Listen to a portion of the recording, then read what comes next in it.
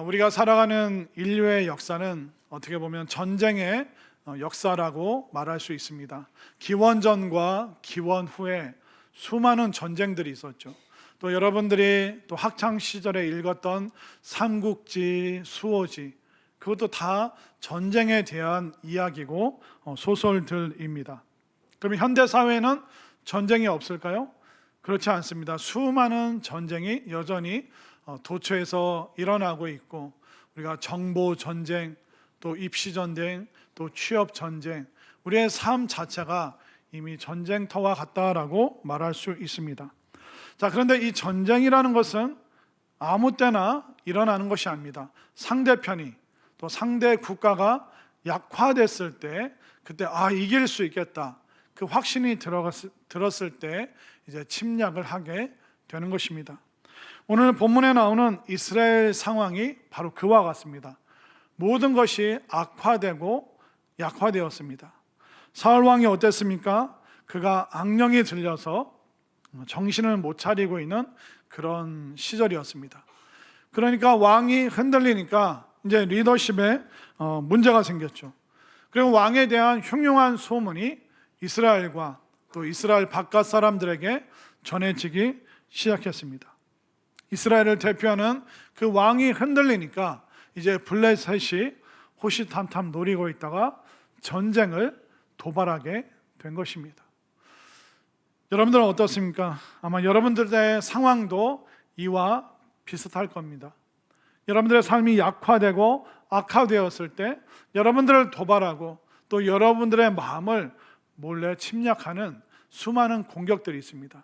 그 상황 속에서, 그 전쟁터와 같은 그 인생살이 속에서 오늘 말씀을 통해서 다시 한번 승리의 삶이 펼쳐질 수 있는, 또 그 승리의 비결을 깨닫는 우리 모두가 될 수 있기를 간절히 소망합니다. 자, 오늘 본문에 보면 여러분들이 잘 알고 있는 이름이 이상한 사람이 나오죠. 성이 골시입니다. 너무 이상하죠. 이 사람 이름이 뭡니까? 골리앗이 등장하는데, 자, 골리앗이 압도적인 그 외형을 갖고 있습니다. 얼마나 대단했냐면 성경이 자세히 묘사하고 있죠. 자, 오늘 본문 4절 말씀으로 한번 가볼까요? 4절 말씀 읽습니다. 시작. 블레셋 사람들의 진영에서 싸움을 도두는 자가 왔는데 그의 이름은 골리앗이요 가드 사람이라. 그의 키는 6규빗 한 뼘이요. 자, 6규빗, 그러니까 한 규빗이 약 40에서 45cm라고 얘기를 합니다. 근데 6규빗에 또 한 뼘이 더 크기 때문에 오늘날 우리의 치수로 재면 거의 3m에 가까운 사람입니다. 여러분들 저를 딱 보기에 키가 2m 조금 안 돼 보이잖아요. 그러니까 우리나라에서 아마 제일 크게 기억된 사람이 그 최홍만 씨, 그 씨름 선수 기억하시죠? 그 최홍만 씨가 거의 2m 30 정도 됩니다. 그리고 현존하는 그 지구상의 사람 중에 키가 제일 큰 사람이 튀르키에 지금 살고 있는데 키가 2m 75. 여러분들의 키랑 한번 대보세요. 나랑 지금 몇 센치, 몇 미터 차이가 나는지. 그러니까 오늘날 또 2m 75 정도의 사람이 있으니까 고대 사회에 압도적인 외형을 자랑하는 3m에 가까운 그런 사람이 엄연히 존재할 수 있다는 것을 우리가 성경을 통해서 알 수가 있는 것이죠. 자, 키는 그런데 그 몸을 무엇으로 무장을 했을까요? 5절 말씀을 한번 볼까요? 5절 시작. 머리에는 노투구를 썼고 몸에는 비늘 갑옷을 입었으니 그 갑옷의 무게가 놋 5,000세겔이며. 자, 싸움을 하는 장수니까 투구를 썼고 또 갑옷을 입었는데, 여러분들 중세시대 기사들 싸우는 거 보면 그 쇠사슬 같은 걸로 이렇게 촘촘하게 만든 무거운 그 갑옷이 기억나시죠? 그것처럼 마치 비늘처럼 그 한 개 한 개 그 동그란 그 노판을 이렇게 몸에 붙여서 갑옷으로 삼았습니다. 근데 이 갑옷의 무게가 무려 58kg가 됩니다. 여러분들 몸무게 몇 킬로예요? 여기 여자분들 한 50kg 안 나가잖아요. 그러니까 여자분들 하나를 이제 어깨에 맨 것 같은 그런 갑옷을 58kg의 갑옷을 몸에 걸치고 있습니다. 그리고 보호 장구가 뭐가 있을까요? 6절을 보실까요? 6절에 보면 그의 다리에는 놋 각반을 쳤고 어깨 사이에는 놋 단창을 메었으니, 자, 이 키가 크기 때문에 밑에서 밑에서 공격할 때 위에서 내려가는 시간이 걸립니다. 그러니까 이 종아리 부위 그쪽이 이제 약한데 거기를 놋으로 만든 각반을 종아리 앞에, 종아리 뼈 앞에 쫙 대고 있습니다. 그리고 단창이라는 어깨에서 쫙 뽑아서 쓸 수 있는 그 창을 이제 무장을 하고 있죠. 그리고 그 창의 무게가 7절에 나오죠. 7절 함께 읽습니다. 시작. 그 창자루는 배틀째 같고 창날은 철 600세겔이며 방패든 자가 와서 행하더라. 자, 그 창날만 7kg에서 10kg 정도 되는 굉장히 무거운, 그러니까 창날만, 그러니까 창자루까지 하면 얼마나 무겁겠습니까? 근데 이걸로 끝나는 게 아닙니다. 7절 끝에 뭐라고 표현되어 있습니까? 방패든 자가 앞서 행하더라. 키도 큰데 완전 무장을 했는데, 그런데 그 앞에 아마 가슴 높이 정도 되겠죠? 그 앞에 방패든 사람이 앞에서 쫙 가고 있습니다. 그러니까 이 압도적인 외형이 있죠. 방패든 자가 서 있죠. 그러니까 승산이 없습니다. 도저히 이길 수가 없는 그 상대가 지금 이스라엘 사람들 앞에 서 있습니다. 근데 그가 가만히 서 있는 게 아니라 이스라엘의 사기를 떨어뜨리기 위해서 계속 조롱하는 말을 하기 시작하는데요. 자, 오늘 8절을 제가 9절을 여러분들이 읽겠습니다. 그가 서서 이스라엘 군대를 향하여 외쳐 이르되 너희가 어찌하여 나와서 전열을 벌였느냐? 나는 블레셋 사람이 아니며 너희는 사울의 신복이 아니냐? 너희는 한 사람을 택하여 내게로 내려보내라. 그가 나와 싸워서 나를 죽이면 우리가 너희의 종이 되겠고 만일 내가 이겨 그를 죽이면 너희가 우리의 종이 되어 우리를 섬길 것이니라. 그러니까 사울의 신복이 아니냐? 신복이 뭐냐면 노예라는 뜻입니다. 너희들이 어차피 사울 왕을 섬기든 블레셋을 섬기든 어차피 너희들은 노예와 종과 같지 않느냐? 약한 사울 왕을 섬기느니 강한 골리앗, 강한 블레셋의 종이 되어서 우리의 노예가 돼서 사는 게 훨씬 낫지 않겠느냐라고 조롱하고 있는 것입니다. 이 조롱하는 상황 속에서 이스라엘이 화를 내야 되잖아요. 어찌 골리앗이 나와서 우리를 모욕하는가? 화를 내야 되는데 이스라엘 사람들 반응이 어떤가 한번 볼까요? 자, 11절 말씀으로 가보겠습니다. 11절 시작. 사울과 온 이스라엘이 블레셋 사람의 이 말을 듣고 놀라 크게 두려워하니라. 지금 이스라엘이 아무도 분노하지 않습니다. 아무도 나서서 여기에 대해서 항의하는 사람이 단 한 사람도 없습니다. 그들은 그 압도적인 외형 앞에서 난공불락의 성과 같은 그 거대한 사랑 앞에서 두려워서 벌벌 떨고 있습니다. 그런데 우리의 인생살이 속에서도 이런 골리앗과 같은 존재들이 참 많습니다. 내가 어떻게 할 수 없는 상황들, 수많은 인생의 골리앗을 해치며 여기까지 왔지만 또 다른 골리앗이 우리 인생 앞에 우뚝 서 있을 때가 얼마나 많습니까?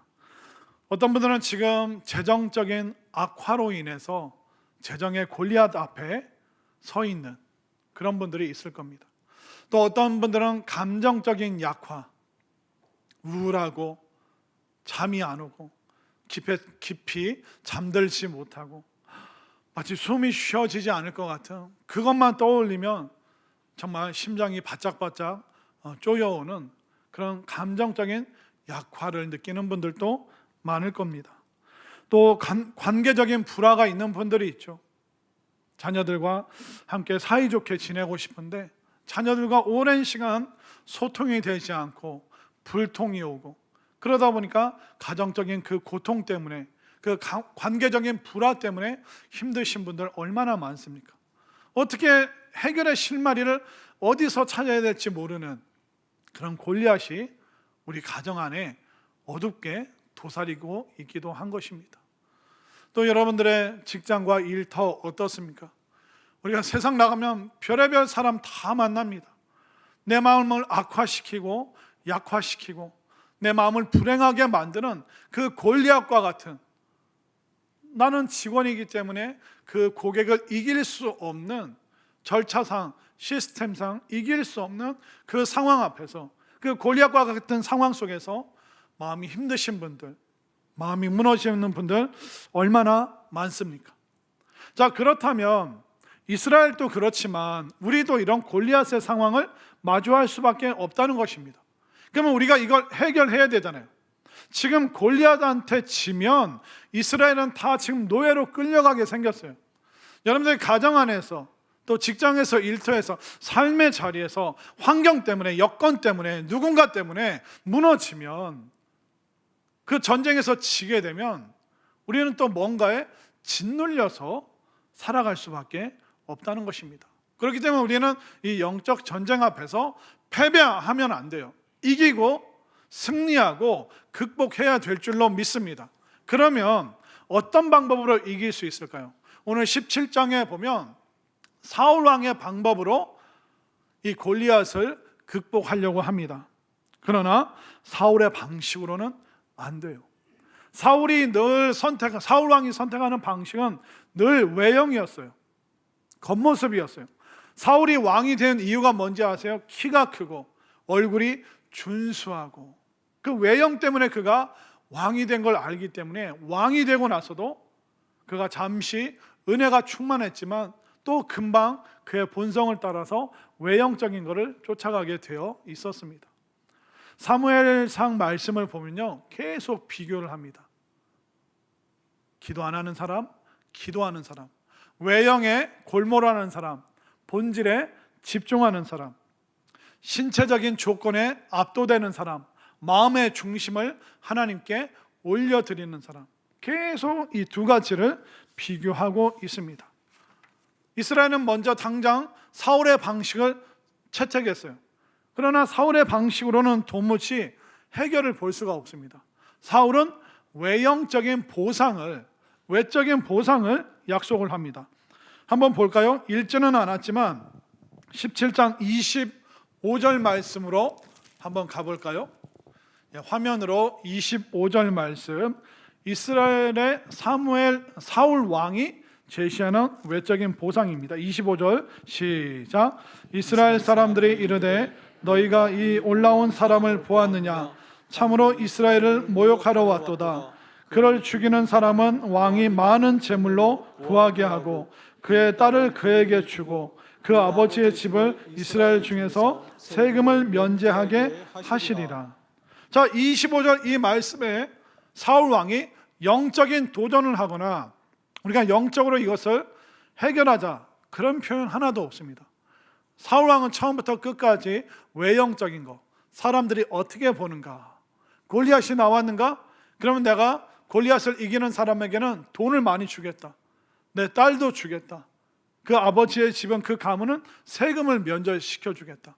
외형적인 조건만 지금 나열하고 있습니다. 신앙적인 믿음의 시도는 하나도 볼 수가 없다는 것이죠. 사울 왕, 그의 스펙, 키가 크고 얼굴이 준수하고 정말 그 당시로 보면 호남형의 사람이었어요.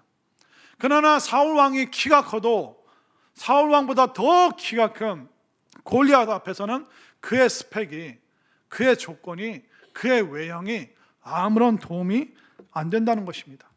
지금 목숨이 왔다 갔다 하는데 돈 때문에, 또 딸을 준다는 그 말 때문에 목숨을 내던질 사람이 어디 있습니까? 그러니까 외형적인 보상으로는 이스라엘 백성들의 마음을 움직일 수가 없다는 것입니다. 그렇기 때문에 우리도 이 골리앗과 같은 이 해결되지 않는 그 상황이 왔을 때 내 조건, 상황, 스펙, 그걸로 우리가 나갔다가는 백전백패할 수밖에 없습니다. 왜냐하면 우리가 사는 이 세상에는 나보다 더 대단한 조건과 환경과 여건을 가진 사람이 얼마나 많은데요. 나보다 지위가 높고 힘이 세고 또 인맥이 더 넓은 사람 더 많습니다. 그렇기 때문에 우리가 외형적인 조건으로 이 골리앗을 이기겠다, 사울 왕의 방식으로 내가 접근하겠다, 그러면 우리가 질 수밖에 없다는 것입니다.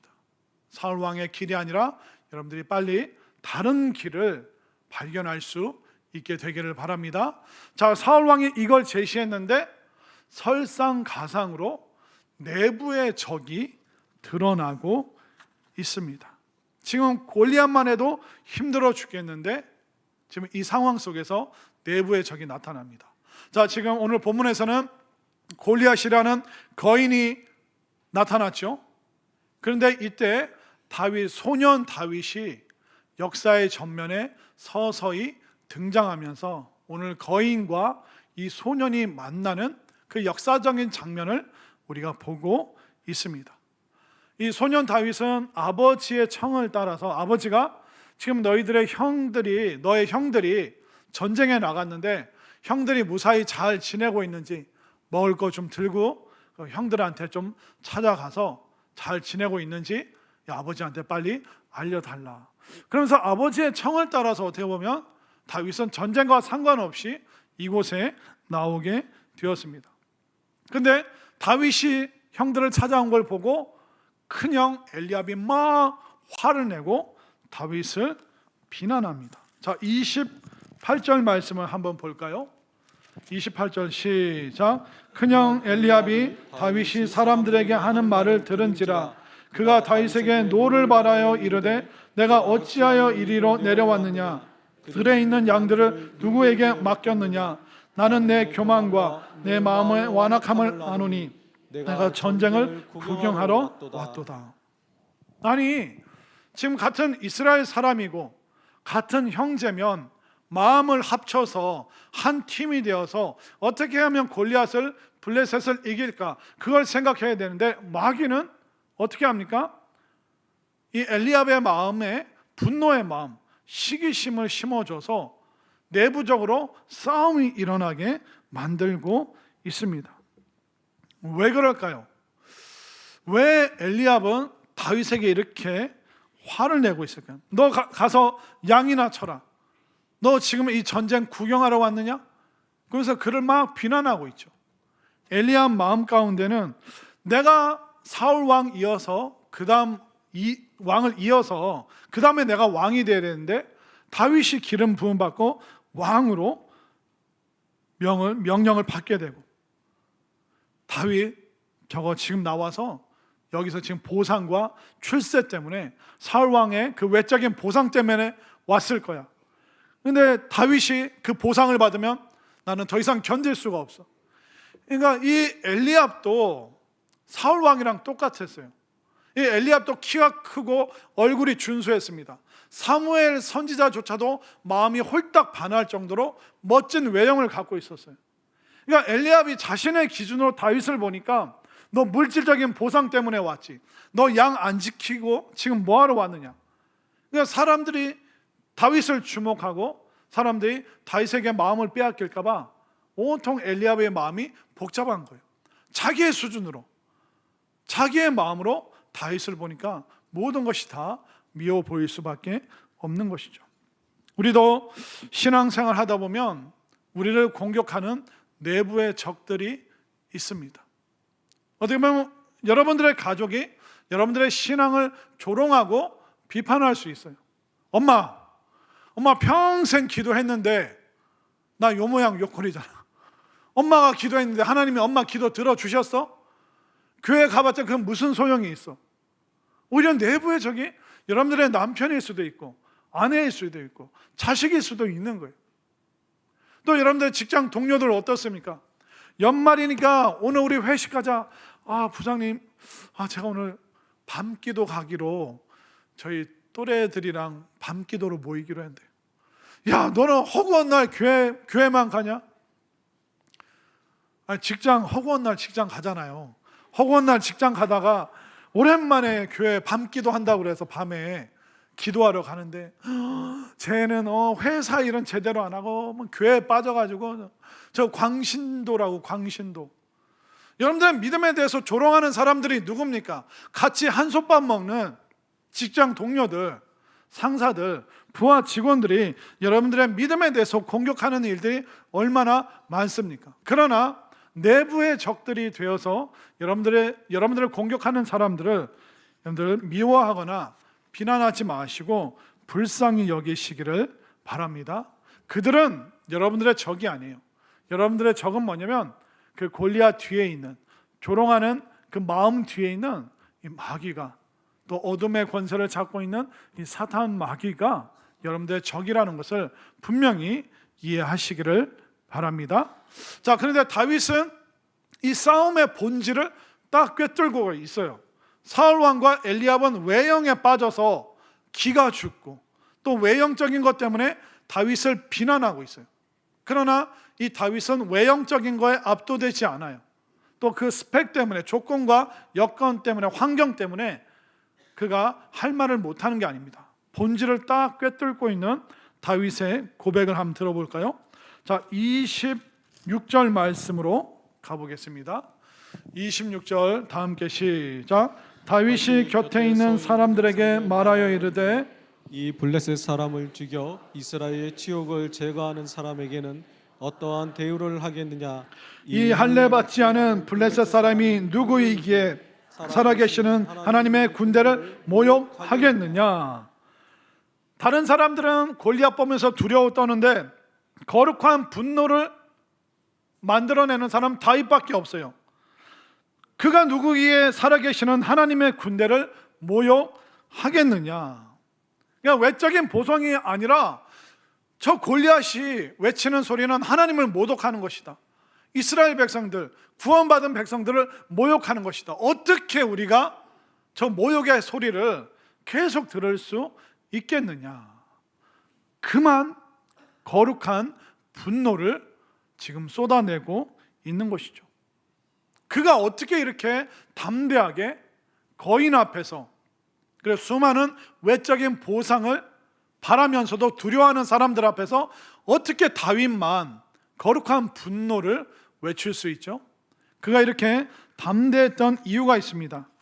바로 하나님의 영이, 성령이 그와 함께 하셨다는 것을 이미 우리가 16장에서 보아서 알 수 있죠. 사울 왕과 엘리압은 압도적인 스펙을 가지고 있었어요. 외형적인, 환경적인 그런 조건들을 가지고 있었어요. 그러나 사울 왕과 엘리압에게 없었던 게 있는데 그게 뭐냐면 바로 하나님을 경험한 스토리가 없는 거예요. 그리고 하나님의 스피릿, 성령이 그들 속에 없는 거예요. 다윗은 내세울 수 있는 스펙이 없습니다. 8형제 중에 막내예요. 고대 사회에는 장자 우선순위예요. 그렇기 때문에 막내는 주목받지 못했습니다. 그리고 그는 장수나 용사가 아니라 목동, 양치는 사람이었습니다. 외적인 스펙과 환경과 키를 보면 그는 소년이었고, 그는 양치는 사람이었고, 그 집안에서 가장 주목받지 못하는 막내였습니다. 스펙으로는 내세울 게 하나도 없는 거예요. 그러나 이제 다음 주부터 보겠지만 이 다윗에게는 하나님을 경험한 수많은 스토리가 있었고, 하나님의 스피릿, 하나님의 영으로 그가 충만했기 때문에 그가 담대했고, 이 그 문제의 본질을 꿰뚫어 보면서 하나님을, 또 하나님의 백성을 모독하는 이 일이 절대로 있어서 안 된다는 그 분명한 확신이 그에게 있었던 것입니다. 지금 여러분들 앞에 여러분들 각자의 수많은 골리앗이 웅크리고 있습니다. 그 골리앗 앞에서 여러분들이 사울 왕처럼 반응할 건지, 엘리압처럼 자중질환, 내분에 빠질 건지, 아니면 다윗처럼 하나님의 스토리와 하나님의 스피릿으로 담대하게 일어날 것인지 오늘 이 시간 여러분들이 결단할 수 있게 되기를 바랍니다. 사울 왕의 방식으로 안 됩니다. 엘리압의 내부의 사람을 공격하고 비난하는 방식으로 안 됩니다. 오직 다윗의 방법만 가능한 것이에요. 그럼 어떤 분이 그러겠죠. 목사님, 아니 인생에 골리앗이 안 나타나게 해주시면 안 돼요? 여러분들 그런 방식은 없어요. 왜냐하면 우리가 살아가는 이 세상이 불신 세상이고, 우리가 살아가는 이 세상이 불완전한 세상이기 때문에 불신과 불완전함을 이용해서 사단 마귀는 끊임없이 여러분들에게 골리앗과 같은 두려운 사람, 두려운 환경, 불가능의 상황들을 계속 펼쳐놓을 거예요. 왜 그러냐면 마귀는 사람들이 하나님의 존재를 모르기를 원해요. 그렇기 때문에 골리앗에 짓눌려서 하나님을 못 보게 만드는 거예요. 또 믿음의 사람들이 하나님 앞에 가까이 나가는 것을 싫어해요. 그래서 골리앗으로 여러분들을 꽉 눌러버려서 질병으로 누르고 마음의 우울함과 불면증으로 누르고 자녀들로 인해 마음 속상한 걸로 끊임없이 여러분들의 마음 시달리게 해서 하나님 앞에 나가지 못하게 만들고 있는 거예요. 여러분들을 겁주고 여러분들을 조롱하는 수많은 방법을 이용할 거예요. 그때 우리가 사울 왕의 방식으로, 엘리압의 방식으로 절대로 이길 수가 없습니다. 여러분들이 다윗이 하나님의 이름으로 나갔듯이 여러분들도 그 하나님의 이름을 꽉 붙잡을 수 있게 되기를 바랍니다. 제가 예전에 읽었던 책 중에 유정옥 사모님이라고 있어요. 이분이 남편 목사님과 함께 서울역에서 노숙자들을 섬기는 사역을 하시는데, 이 유정옥 사모님이 글을 잘 쓰세요. 수필 중에 하나가, 제목 중에 하나가 뭐였냐면 대진표 바꾸기라는 내용이 있습니다. 그 내용 한번 제가 짧지만 짧은데 한번 읽어드릴게요. 다윗도 그 경계 대진표의 이름을 바꿀 수 있었기에 담대할 수 있었다. 소년 다윗과 거인 골리앗이 싸우면 누가 봐도 다윗이 진다. 그러나 하나님과 골리앗이 싸우면 누가 봐도 골리앗이 진다. 나는 요즘 내 삶의 대진표를 다시 짜고 있다. 내 이름을 빼내고 하나님의 이름으로 바꾸는 일이다. 예를 들면 유정옥과 말기암이 싸우면 누가 봐도 유정옥이 진다. 그러나 하나님과 말기암이 싸우면 누가 봐도 말기암이 진다. 나는 하루 종일 내 삶을 힘들게 하는 모든 문제들과 나 혼자 끙끙대면서 맞섰던 일들에 대하여 하나님의 이름을 함께 놓는 대진표 이름 바꾸기 작업을 하고 있다. 이분이 이제 암이 걸렸을 때 그 암과 투병하면서 고백했던 대진표 바꾸기라는 주제의 이야기입니다. 우리가 우리의 스펙 가지고 이 거대한 골리앗, 이 세상이 우리를 짓누르는 거대한 골리앗과 싸우면 우리는 질 수밖에 없어요. 그러나 이제 다윗이 하나님의 이름으로 나아가는 것처럼 여러분도 혼자 끙끙거리지 말고 하나님의 이름으로 나아가시기를 바랍니다. 또 여러분들이 하나님의 이름을 부를 수 있게 되기를 바랍니다. 골리앗에 가까이 가는 것이 아니라 여러분들 하나님 가까이 올 수 있게 되기를 바랍니다. 그럼 우리가 어떻게 하나님의 이름을 부르고 어떻게 하나님 가까이 나아갈 수 있을까요? 여러분들이 밤기도에 오시면 가능한 줄로 믿으시기를 바랍니다. 지금 우리 교회가 새벽마다 기도하고 있고 또 밤마다 기도하고 있습니다. 근데 새벽에 일어나기 힘드신 분들 많잖아요. 근데 밤에는 어떻습니까? 여러분들 학교 끝나고 직장 끝나고 집 저녁 설거지 다 끝나고 뭐 하세요? 많은 분들이 이렇게 소파에 누워서 텔레비전 보신다고 하더라고요. 8시부터. 또 어떤 분들은 남편이 텔레비전 보고 있으면 그 옆에서 핸드폰 본다고 하시더라고요. 몇 시부터? 밤 8시부터. 오늘날의 골리앗은 화면 안에 다 들어가 있는 것 같아요. 모니터 안에서 계속 우리를 짓누르기도 하고 모니터 안에서 계속 우리의 시선을 빼앗기도 하죠. 그러니까 TV 앞과 그 유튜브 앞을 떠나지 못하게 해서 하나님 앞에 가까이 나가지 못하게 하는 거예요. 그러면서 세상이라는 골리앗은 계속 우리를 조롱하죠. 거봐, 너 기도 안 하잖아. 거봐, 너 하나님께 안 나가잖아. 그러니까 나와 함께 지내자. 잘못하면 우리가 골리앗의 종노릇을 화면 앞에서 할 수도 있다는 것입니다. 우리가 하나님의 이름을 부르고 하나님 앞에 나아갈 때 하나님께서 그 싸움의 대진표를 바꿔주는 줄 믿으시기를 바랍니다. 그렇기 때문에 우리가 기도의 시간을 확보해야 돼요. 기도의 분량을 쌓지 않으면 우리는 골리앗을 이길 수가 없다는 것입니다. 여러분들 어떻게 하시겠습니까? 사울 왕의 방식으로 해봤잖아요. 엘리압의 방식으로 남편을 비난하고 자식들을 비난하고 세상을 비난하면서 살아와 봤잖아요. 그걸로 해결 안 되셨잖아요. 사울 왕의 방식, 여러분들의 스펙, 여러분들보다 더 뛰어난 사람들이 엄청나게 많아요. 그러나 그들도 골리앗 앞에서 다 주저앉았어요. 그러나 소년이라고 해도 하나님의 이름으로 나아가고 하나님 앞에 나아가면 그가 얼마나 놀랍게 승리했는지 우리는 너무나도 잘 알고 있습니다. 다윗의 승리가 우리의 승리되고 다윗의 영성이 우리의 영성 되기 위해서 여러분들 기도의 자리에 나와 주시기를 바랍니다. 여러분들 평소 기도 안 하시던 분이 새벽이나 밤에 나오신다고 해서 제가 깜짝 놀라거나 그런 제스처를 취하지 않아요.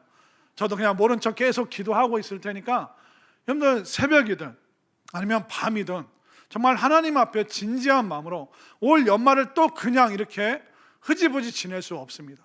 정말 다윗이 가지고 있었던 하나님을 경험했던 스토리, 정말 하나님의 스피릿, 성령으로 가득했기 때문에 그의 인생이 놀랍게 변화됐던 것처럼 이제 스펙은 더 이상 의지하지 마시고 하나님의 스토리, 하나님의 스피릿으로 가득하여서 마침내 골리앗을 이기고 당당하게 승리의 자리에 설 수 있는, 기도의 자리에서 마침내 승리를 외칠 수 있는 우리 모두가 될 수 있기를 간절히 소망합니다.